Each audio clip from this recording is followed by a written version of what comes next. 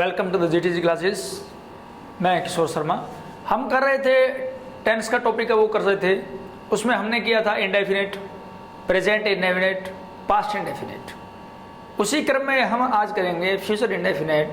Future indefinite का use हम क्यों करते हैं, किस लिए करते हैं, कौन कौन से सिंबॉलिक उसमें वर्ड होते हैं जिसके लिए हम फ्यूचर इंडेफिनिट का यूज़ करते हैं। तो सबसे पहले आप वही इंग्लिश पहचान याद करोगे, हिंदी पहचान याद करोगे, उसका यूज़ है वो आप याद रखोगे ताकि पैसेज को सॉल्व करने में और फिलअप करने में, एरर को फाइंड करने में आपको प्रॉब्लम ना हो। तो चलिए शुरू करते हैं। What is the future indefinite?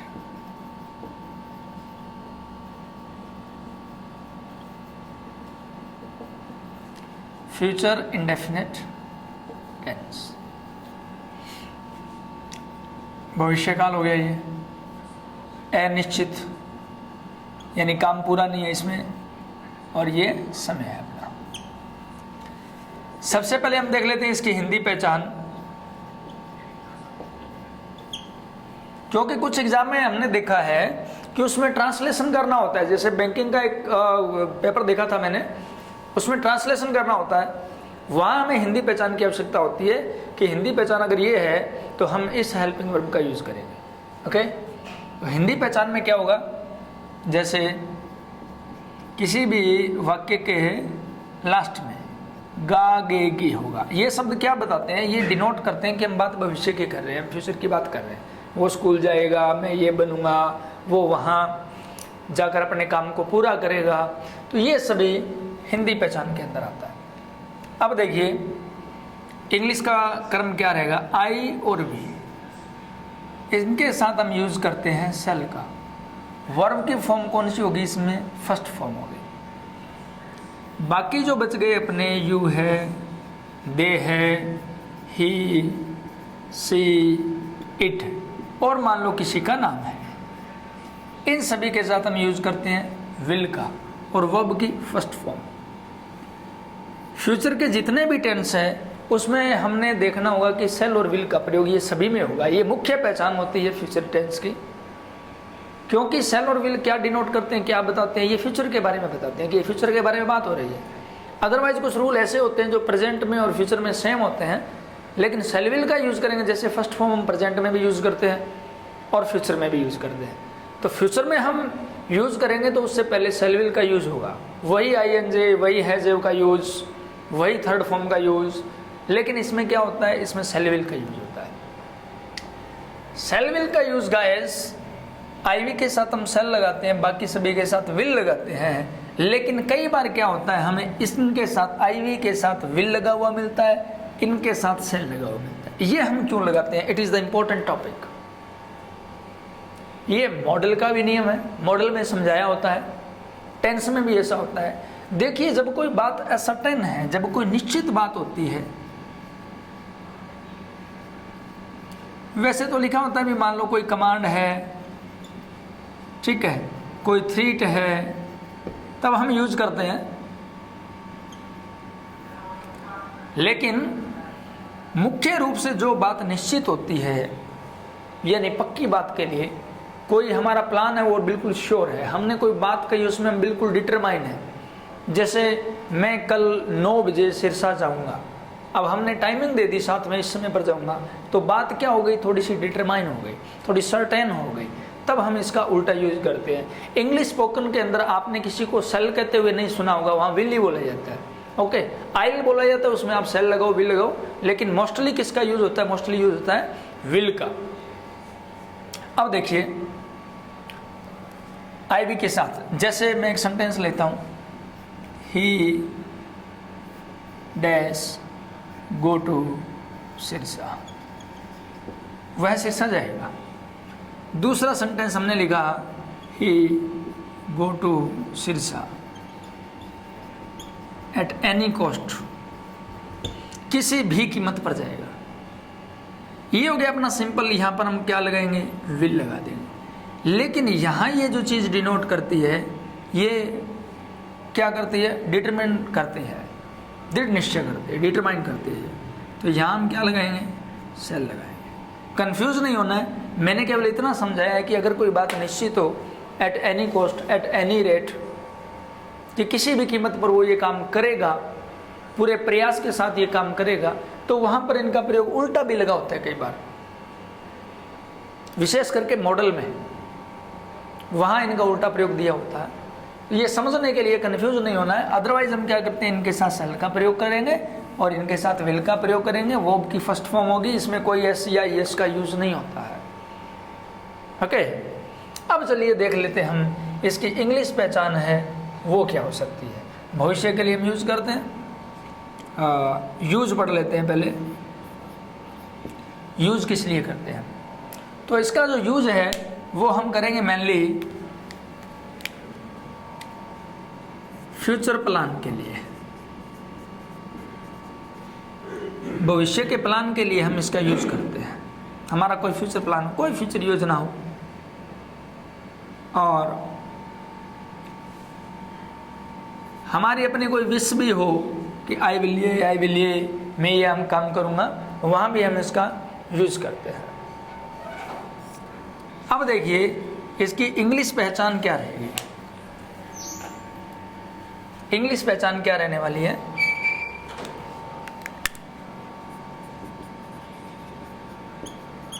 English words कौन कौन से होंगे, जिनको सिंबॉलिक वर्ड भी कहते हैं, सिंबॉलिक इंग्लिश वर्ड ये रहेंगे, जैसे लिखा हो टुमारो, कमिंग का कहीं भी यूज हो, कमिंग डे हो सकता है, कमिंग मंथ हो सकता है, नेक्स्ट का कहीं भी हो, next day, next month, next week इसका यूज हो, इन फ्यूचर लिखा हो कहीं।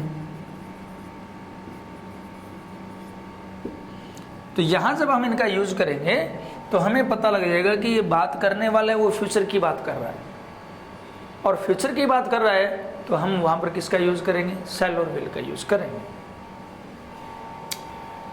ये आपने नोट कर लिया होगा। भविष्य के किसी काम को या सुनिश्चित वर्ग के लिए हम इनका यूज करते हैं।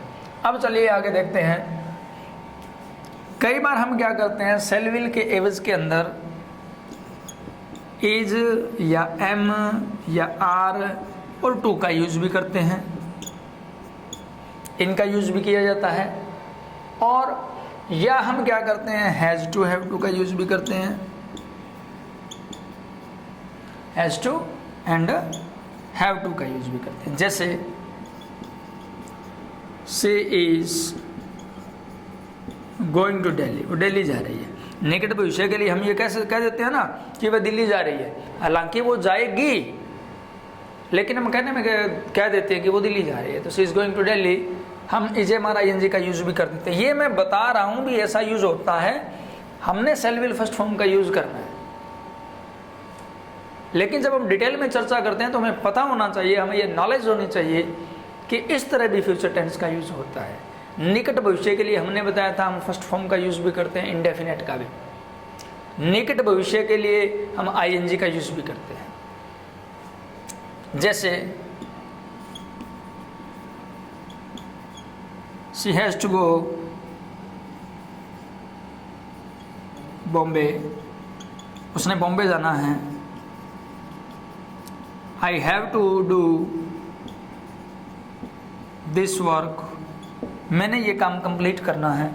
तो ये जो चीज़ें हैं ये क्या बताती है, ये निकट भविष्य के बारे में बताती है। मैंने ये काम करना है, मैंने स्कूल जाना है, मैंने कुछ लिखना है, मैंने कुछ बोलना है, मैंने कुछ पढ़ाना है, मैंने कुछ गाना है, मैंने कुछ खाना तैयार करना है, मैंने खेलना है।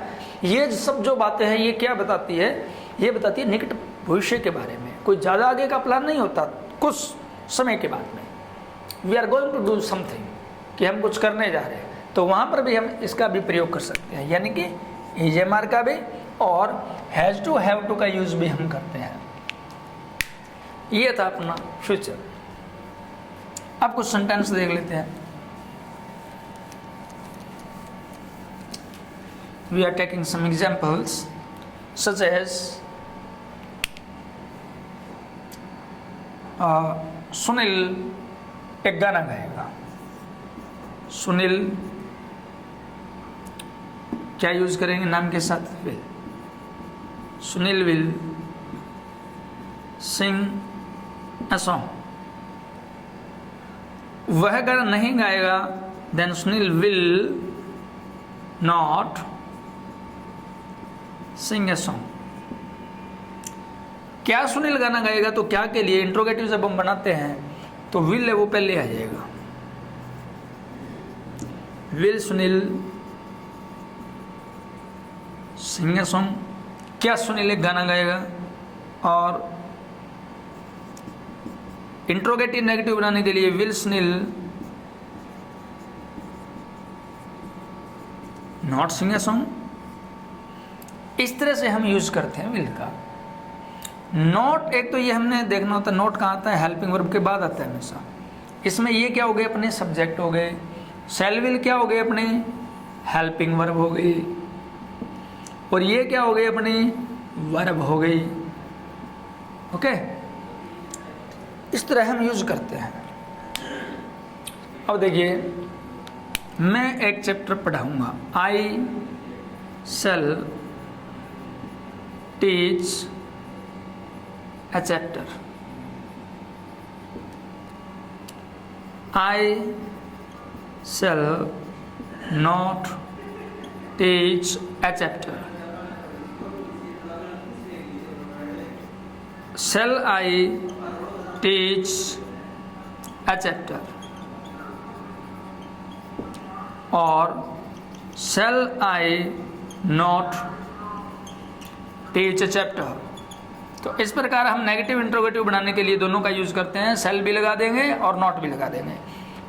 तो हमने क्या करना है, ये पहले अपनी हेल्पिंग वर्ब आ गई और बाद में क्या आ गई, वर्ब। कॉम्पिटिशन एग्जाम में अगर सेंटेंस होगा तो ऐसे ही नहीं होगा बिल्कुल। मान लो यहाँ डैश दिया हुआ है, तो यहाँ इसमें कोई पहचान दी होती है कि ये बात फ्यूचर की है, कोई पहचान। जैसे या उन्होंने लिख दिया टुमारो,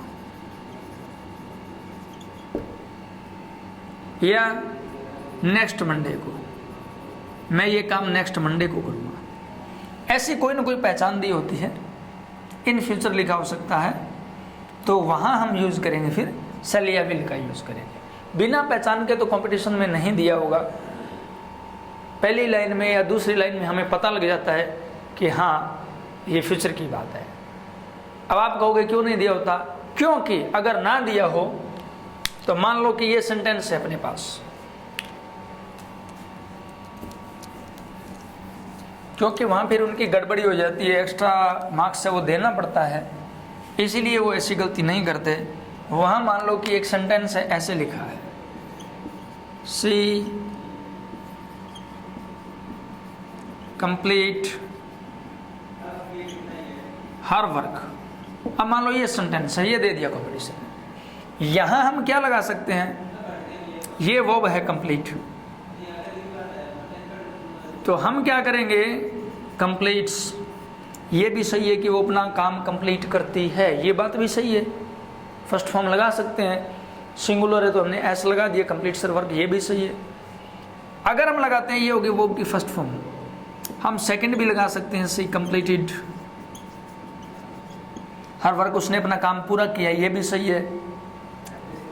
और ये भी लिख सकते हैं, सी हैज जस्ट कंप्लीटेड, या सी हैज कंप्लीटेड हिज वर्क, ये भी सही है, उसने अभी अभी अपना काम कंप्लीट किया है। और अगर हम लिखते हैं सी विल कंप्लीट हर वर्क, ये भी सही है क्योंकि हमने शैल विल का प्रयोग किया है।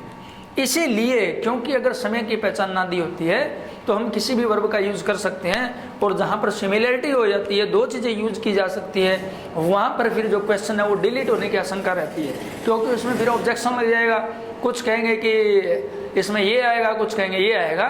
इसीलिए किसी न किसी माध्यम से वो कुछ ना कुछ संकेत है वो देते हैं कि इसमें इसका प्रयोग होगा।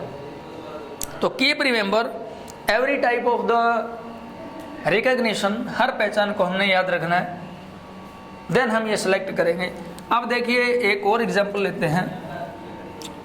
सेंटेंस ऐसे आता है एग्जाम में, एरर जब पूछी जाती है कि दे shall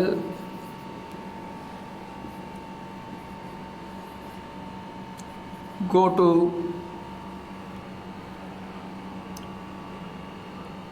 सिरसा,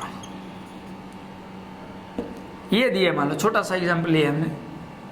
तो हमने देखना इसमें गलती है, इसमें या इसमें। यहाँ देखेंगे हेल्पिंग वर्ब क्या सही है, आई और वी के साथ क्या लगाना चाहिए, सेल, लेकिन दे लगा हुआ है तो यहाँ क्या आना चाहिए था, विल। तो इसमें एरर है। अगर मान लो यहाँ विल है, ये सही है, तो यहाँ आते हैं, यहाँ अगर मान लो गोज लिख दिया तो फिर इसमें एरर हो जाएगी, ये गलत हो जाएगा। यहाँ अगर कोई प्रीपोजिशन है, गो टू लगा हुआ है ना, यहाँ मान लो एट लगा दिया तो वो भी गलत हो जाएगा, क्योंकि टू लगा हुआ है, एट, दो प्रीपोजिशन इकट्ठी यूज है, वो इसमें नहीं होगी, टू एट नहीं होगा, तो ये गलत होगा। इस प्रकार हमने एरर को फाइंड करना होता है कि किस में एरर है। उम्मीद है आपको ये समझ में आ गया होगा। Future indefinite tense very simple, बहुत सिंपल है, और इसी आसान तरीके से हम करते जाएंगे। हर प्रकार का जिक्र किया जाएगा कि किस किस प्रकार से हम यूज कर सकते हैं और किस किस प्रकार से यूज होता है और किस प्रकार से आपने यूज करना है। इन सभी बातों को हम एक टेंस के माध्यम से बताएंगे। नेक्स्ट पर चर्चा करते हैं। नेक्स्ट आ जाते हैं अपने फ्यूचर इंडेफिनिट के बाद में present continuous tense. Present continuous tense,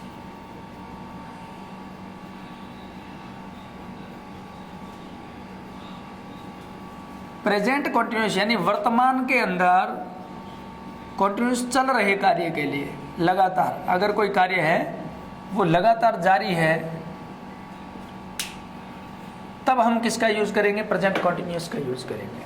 लगातार चल रहे कार्य के लिए हम प्रेजेंट कॉन्टिन्यूस का काम करते हैं। अब वो कौन कौन से काम होते हैं जो लगातार जारी है, जो काम हमारी आंखों के सामने हो रहे हैं, जैसे शी इज प्लेइंग, वे खेल रही है, वे पढ़ रहे हैं, वे दौड़ रहे हैं, वे खाना पका रहे हैं, जितने सारे काम, वह मुझे डिस्टर्ब कर रहा है।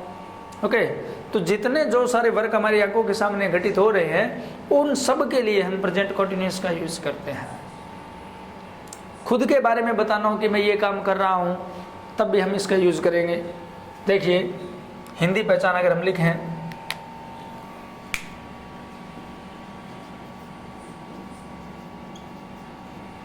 तो इसमें क्या रहता है, रहा है,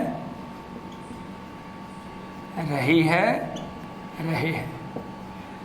वह पढ़ रही है, वे लिख रही है, वह गा रहा है, ये सब क्या हो गई अपनी हिंदी पहचान। और अब देखिए next is, he, she, it, या मान लो किसी का सिंगुलर नेम हो, नेम होता है सिंगुलर ही होगा नेम, और आई इसमें अलग निकाल लेते हैं, वी, यू एंड दे, ये क्या हो गए अपने सब्जेक्ट हो गए। यहाँ हमने तय करना होता है कि सिंगुलर है या कोई प्लूरल है। आई इसमें सिंगुलर में ही आता है, पहले टेंस में हमने किया था आई को प्लूरल में आता है, और यहाँ आई किस में आएगा, सिंगुलर में आएगा। इनके साथ क्या लगाते हैं, इज, ही, सी, इट, और नाम के साथ क्या लगेगा, इज। आई के साथ क्या लगेगा, एम। वी, यू, दे के साथ क्या यूज करेंगे, आर। ये हमने यूज करना है। बहुत बेसिक सी बात है, कॉमन सी बात है। वर्ब की फर्स्ट फॉर्म और उसके साथ आईएनजी। आईएनजी पूरी ग्रामर के अंदर वर्ब की फर्स्ट फॉर्म के साथ यूज होता है, ना सेकंड के साथ लगता है ना थर्ड के साथ लगता है। तो वी मस्ट कीप रिमेंबर, बार बार कहने की जरूरत नहीं है कि फर्स्ट फॉर्म के साथ आईएनजी। आईएनजी किसके साथ यूज होगा, फर्स्ट फॉर्म के साथ ही यूज होगा। जैसे हमने बताया था कि वर्ब की सेकंड फॉर्म से पहले कुछ यूज नहीं होता है, कुछ मतलब किसी प्रकार की हेल्पिंग वर्ब यूज नहीं होती सेकंड फॉर्म से पहले। ओके, तो इनके साथ यूज होगा आईएनजी का। ये हो गए अपने सब्जेक्ट हो गए, ये क्या हो गई अपनी हेल्पिंग वर्ब हो गई। किसी टेंस पर पकड़ को मजबूत करने के लिए, और हमें यही याद रखना होता है कि हेल्पिंग वर्ब क्या होगी, ओके, और वर्ब क्या होगी। ये क्या होगी अपनी वो वर्ब की फर्स्ट फॉर्म और प्लस आईएनजी। अब चलिए देखते हैं नेक्स्ट स्टेप के ऊपर कि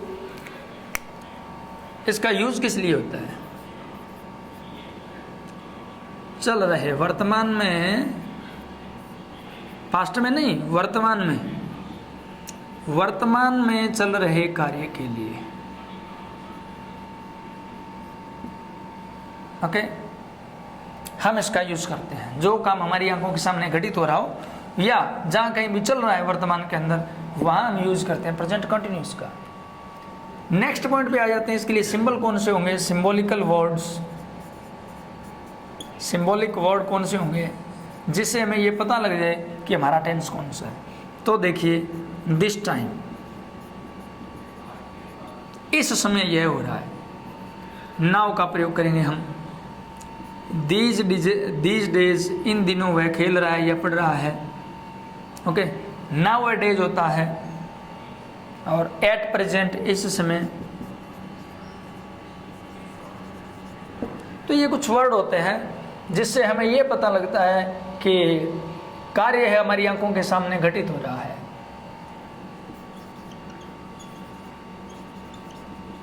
करेंटली भी होता है। ओके, तो ये कुछ वर्ड है हमारे, ये क्या डिनोट करते हैं। इसके अलावा और कोई भी वर्ड जो ये बताते हैं कि काम है वो एट द टाइम चल रहा है, इस समय काम चल रहा है, वो सारे वर्ड इसके अंदर आएंगे। ओके, तो ये कुछ पहचान थी अपनी। इंग्लिश पहचान हो गई, हिंदी पहचान हो गई, और इसके बाद में हम देखेंगे कि किस लिए इसका प्रयोग होता है।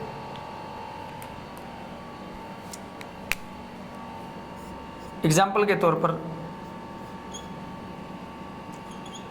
निकट भविष्य के लिए,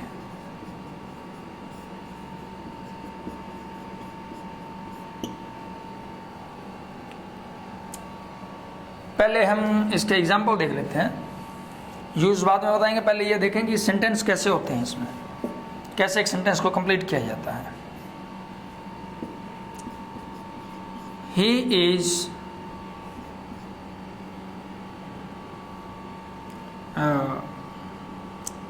solving the sum, या drawing a picture,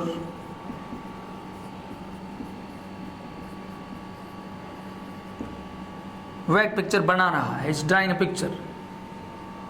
he is, negative बनाने के लिए नॉट का यूज होगा, he is not drawing a picture. और is he drawing a picture, क्या वो एक पिक्चर बना रहा है। नेगेटिव इंट्रोगेटिव के लिए क्या करेंगे, is he not drawing a picture.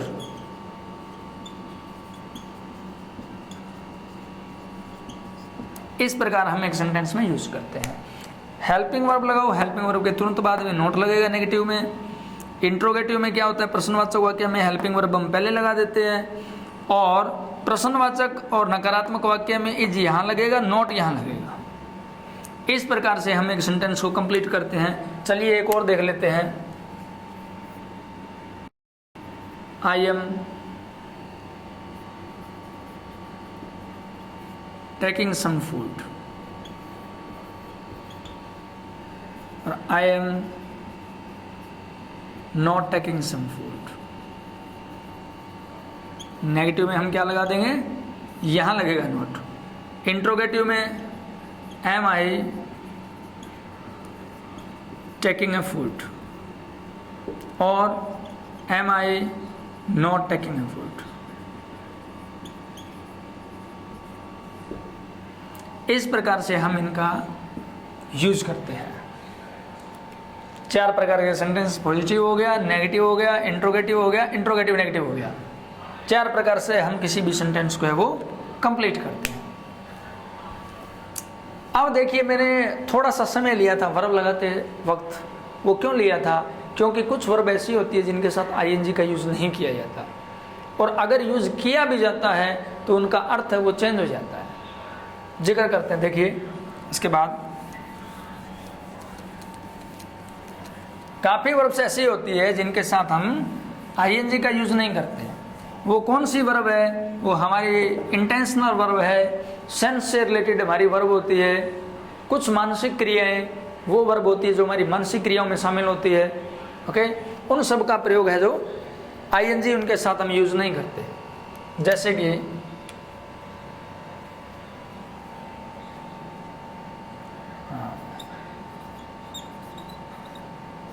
Verbs कौन कौन सी होगी, जैसे सी, लुक,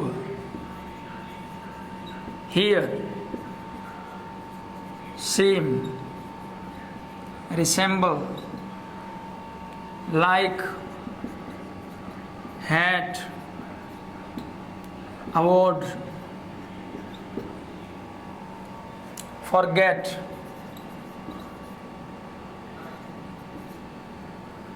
remember, ये कुछ वर्ब है जिनके साथ हम आईएनजी का यूज नहीं करेंगे। ये अगर वर्ब कहीं आती है तो हम किसका यूज करेंगे? फर्स्ट फॉर्म का यूज करेंगे। जैसे कि ही डैश हिज फादर, यहां पर क्या गया? रिसेंबल वर्ब है अपने पास, तो ही इज रिसेंबलिंग नहीं आएगा, he is resembling his father, ये रॉन्ग हो जाता है। ही रिसेंबल्स हिज फादर आएगा, उसकी शक्ल उसके फादर से मिलती है, नॉट मिल रही है। तो इस प्रकार ये जो वर्ब है इनका जहां प्रयोग होता है वहां हम फर्स्ट फॉर्म का यूज करते हैं, आईएनजी का यूज नहीं करते हैं। तो keep remember, keep your mind, ये वर्ब जैसे इनके अलावा और लिखे हम तो कोस्ट है, इक्वल है, बिलोंग है, ये भी इसी में आती है। कोस्ट है, इक्वल है, बिलोंग है। अब बिलोंगिंग लगा दें तो ये बिलोंगिंग समान होता है, नहीं कि एक वर्ब रह जाती है, तो इनका अर्थ है वो चेंज हो जाता है। कैसे चेंज होता है ये हम एडवर्ब में भी पढ़ेंगे। इसमें अगर हम देखो, मान लो हमने हियर लिखा, here, he hears a song, ये तो सही है कि वो एक गाना सुनता है, लेकिन अगर हम ये कहते हैं, हियरिंग का यूज होता है कोर्ट की सुनवाई के लिए। जैसे जज इज हियरिंग ए केस, वो किसी केस को हियर कर रहा है, तो केस को हियर करने के लिए और किसका यूज होता है? हियरिंग का यूज होता है।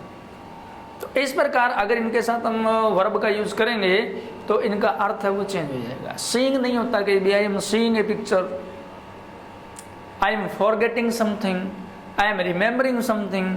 तो इस तरह अगर हम बोल के भी देखें तो भी इनका यूज है वो गलत हो जाता है। ओके, तो उम्मीद है यहाँ तक आपको समझ में आ गया होगा प्रेजेंट कंटिन्यूअस के रूप में। जैसे आप कहते हो कि आई एम फीलिंग बेटर या गुड, ये गलत है। I feel better today, I feel better today. इस तरह हम इनके साथ आईएनजी का यूज नहीं करेंगे। जहां ये वर्ब आती है वहां हम किसका यूज करेंगे? फर्स्ट फॉर्म का यूज करेंगे। तो ये था हमारा प्रेजेंट कंटिन्यूअस। उम्मीद है आपको समझ में आया होगा। Thanks for your nice listening and cooperation. इसी तरह बने रहिए। Thank you for today in GTG classes.